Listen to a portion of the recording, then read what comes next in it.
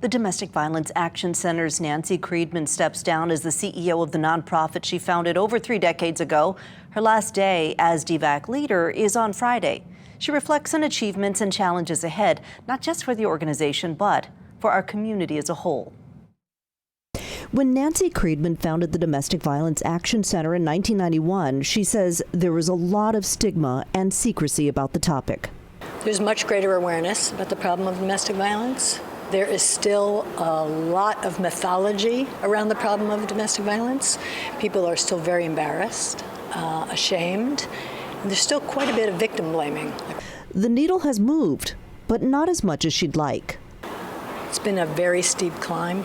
It's filled with, the journey has been filled with many, many, many challenges.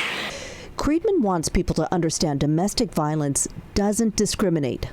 We cling to the idea that domestic violence happens in certain kinds of communities to certain kinds of people.